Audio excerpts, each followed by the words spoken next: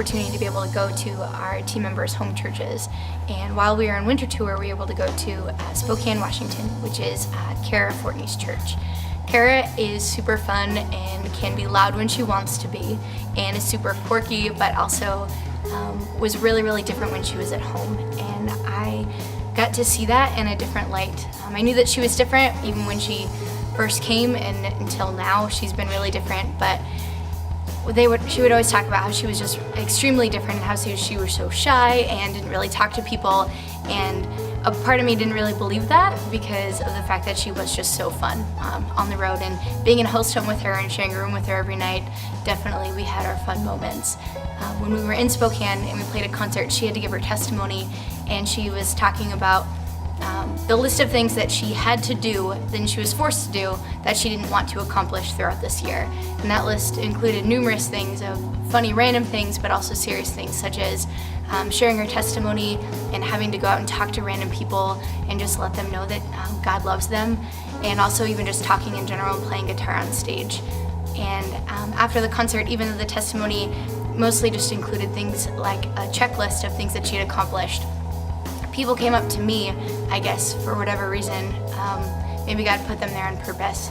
But they went up to me with tears in their eyes saying that they could not believe how different she was and how much she had changed and grown because of what God did in her life. And for me, even though they were talking about Kara, it inspired me in such a way that I want to be different when I go home.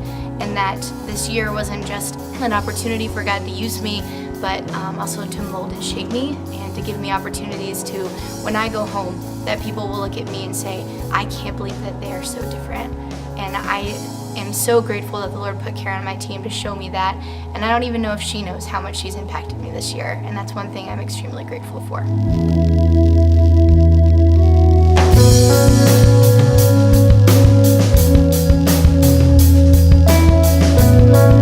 Prior to CTI, I had been in college for about 4.5 to 5 years, and it was during that time that I had really kind of fallen away from Christ and from my relationship with Him.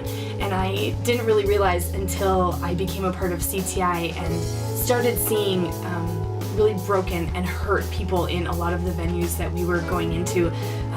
I didn't really understand the depth of my responsibility as a Christian until I was seeing their lives and kind of putting my own life in perspective and realizing that I was incredibly blessed and that I was not using my faith as a stepping stone for how I was living my life. I was very kind of put off by trying to be the Christian that I thought I should be, and I had really fallen away from looking towards Christ for that. And once I got into CTI, it was amazing how through my teammates and contacts at our venues and even partners overseas when I was in Hong Kong, I really got to see just how incredible it is to be a true follower of Christ and really put forth an incredible effort to live your life for Him. And I was challenged and stretched more than I could have ever imagined, and really began to fully understand what it meant to be created in Christ's image and live a life that really showed that. And that was more than just saying that I had accepted Him into my life, that I accepted His love. It was being an example of His love and pouring that out on others every chance that I got, being servant-hearted and developing a Christ-like character within myself that meant putting aside myself and dying to myself and really putting others first and making sure that I was decreasing so that Christ could increase in my life and really be an example of how I should live. And it came to a point now at the end of this year when I have been blessed with so many things and learned so much that I don't want there to ever be a question about who I live my life for. And it's in that pursuit of Christ that I am learning wholeheartedly how much I want to deepen my relationship with Him and really want to seek His heart and know the power that He holds in my life and what He can do with that and what He's asking me to do. And I really have had to look back and see what He did ask me to do this year and how much He was using me even when I felt completely weak and inadequate and felt like what I had to give wasn't good enough and really wasn't going to make a difference. I have seen now that he was able to use my story in incredible ways, and I really had to look to 2 Corinthians 12 verse 9, which says, "My grace is sufficient for you, for my power is made perfect in weakness." And I really was able to hold on to that and learn that giving my life over to him was more than just words. It was really changing my life through my deeds and through my actions, and just really embracing a completely new lifestyle.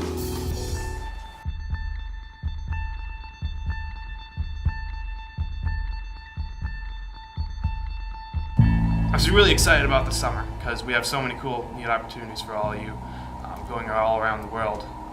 In fact, my full-time team actually went to Hong Kong this last October, and that was a real cool experience. It was really busy, really trying, really, but it was a really good, blessed experience for us.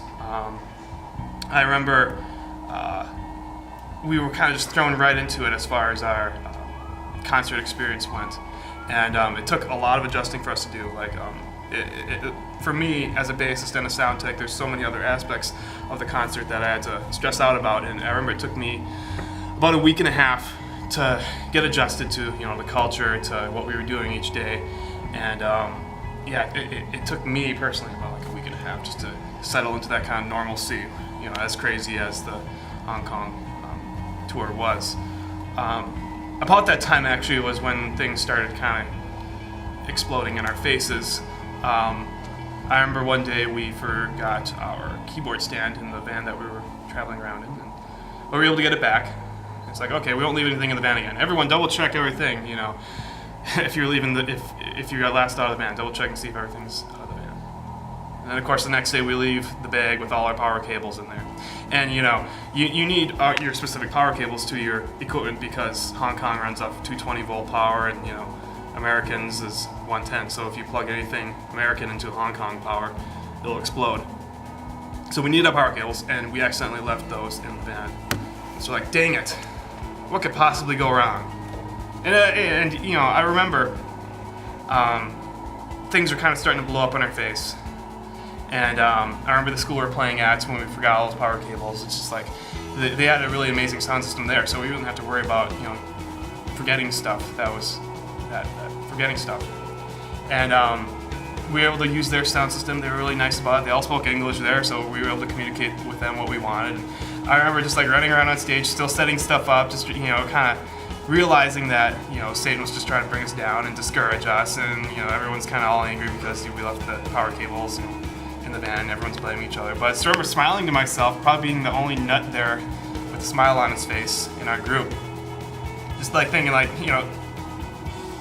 suck it, Satan, just realizing that we were still overcoming all this adversity, and God was helping us through it all. And it basically, that day kind of helped prepare me and everyone else for all the other things thrown at us, because literally soon after that, our nice Yamaha 20 channel soundboard ended up dying. I'm guessing it was something just died on us.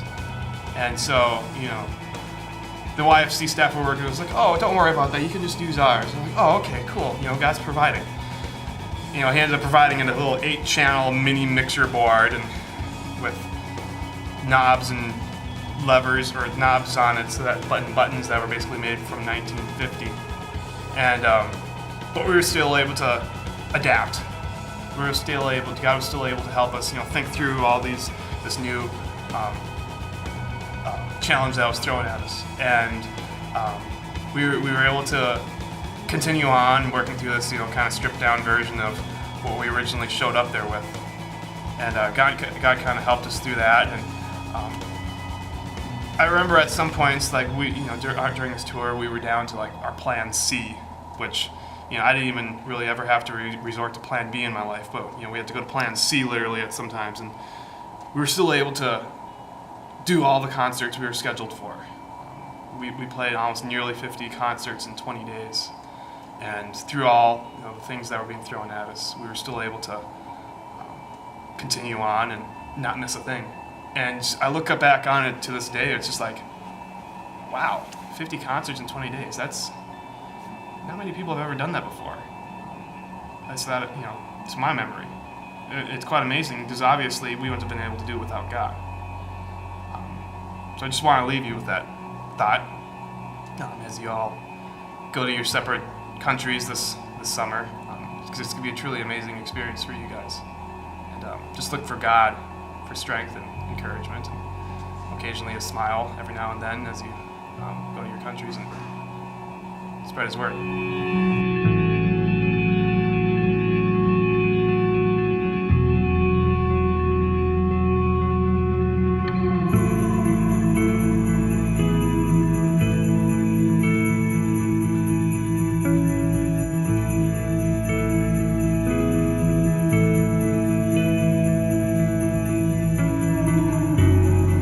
And now it's your turn to experience all these things and so much more.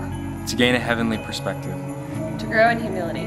To be challenged. To be part of His amazing story of grace. To find new passions. To embrace the Great Commission.